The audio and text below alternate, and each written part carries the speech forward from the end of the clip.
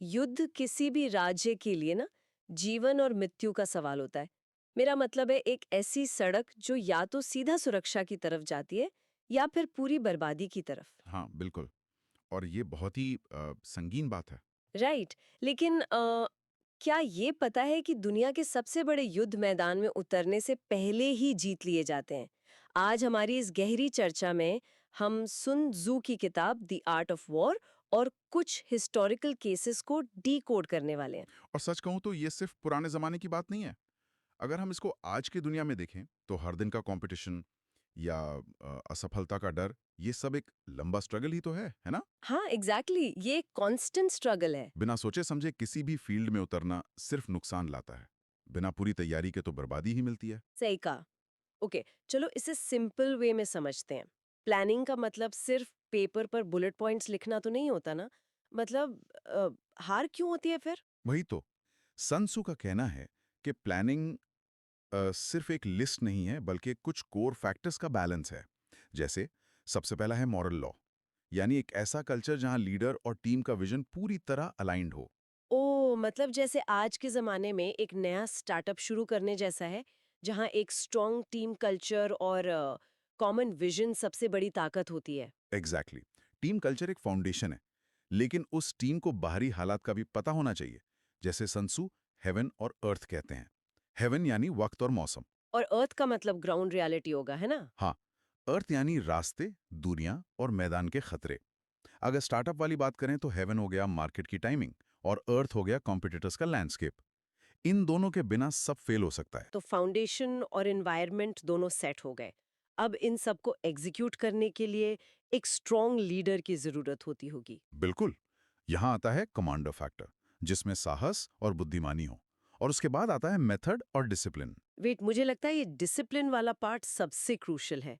एक मजबूत सिस्टम के बिना तो सब बिखर जाएगा, चाहे लीडर कितना भी अच्छा क्यों ना हो। और यही डिसिप्लिन जीत और हार का सबसे बड़ा पैमाना है। सन त्जू कहते हैं कि इन फैक्टर्स को बारीकी से मेजर करना पड़ता है। साउ साउ नाम के एक मशहूर कमांडर का किस्सा इसका परफेक्ट एग्जाम्पल है। अच्छा, क्या किस्सा है उनका? उसने एक सख्त रूल बनाया था कि उसकी सेना किसी किसान की फसल खराब नहीं करेगी। लेकिन एक दिन उसके खुद के घोड़े ने फसल रोन दी। अरे वाह! तो क्या उसने खुद को सजा दी? आई मीन पावर में बैठे लोग अक्सर रूल्स अपने हिसाब से मोड़ लेते हैं ना। वही तो कैच है। उसने रूल तोड़ने पर खुद को मौत की सजा सुना दी थी। हालांकि बाद में ऑफिसर्स के दबाव में आकर उसने अपने बाल काटकर इस बात का प्रतीक दिया कि रूल सबके लिए बराबर हैं।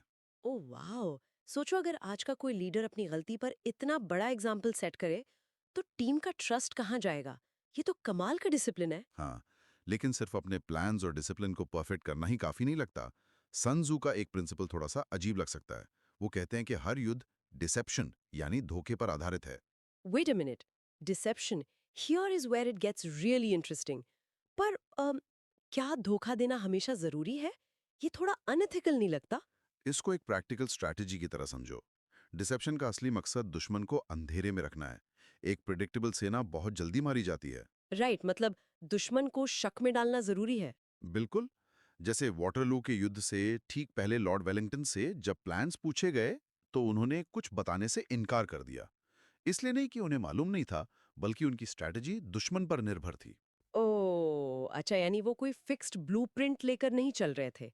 उनका डिसेप्शन ही उनकी फ्लेक्सिबिलिटी थी, दुश्मन को अंधेरे में रखना ताकि वो खुद गलत फैसला ले। सही पकड़ा। अगर दुश्मन गुस्से वाला है तो उसे छिड़ाओ, कमजोर दिखो ताकि वो ओवर कॉन्फिडेंट हो जाए। वेलिंगटन ने बोनापार्ट की कमजोरी का फायदा उठाया और स्ट्रैटेजी अडॉप्ट करके जीत हासिल की। मान गए, बाजीगर तो वही है जो दुश्मन के माइंड के साथ खेले। हाँ, और इन सब बातों का एक ही सार निकलता है। जो सच्चा जनरल होता है, वो मैदान में उतरने से पहले अपने टेंट में बैठकर हर कैलकुलेशन करता है। बिना हिसाब किताब के हार तय है। हमारी आज की तैयारी ही नतीजा होती है। तो इस पूरे एनालिसिस के बाद एक बड़ा सवाल खड़ा होता है। हाँ, बताइए कैसा सवाल। अगर हर बड़ी जीत का आधार ऐसी स्ट्रैटेजी और धोखा है जिसमें आप ताकतवर होते हुए भी कमजोर दिखते हैं, तो रोजमर्रा की जिंदगी के कंपटीशन में हम कितने ऐसे धोखों का शिकार हो रहे हैं जो हमारी आंखों के सामने हैं पर हम उन्हें देख ही नहीं पा रहे।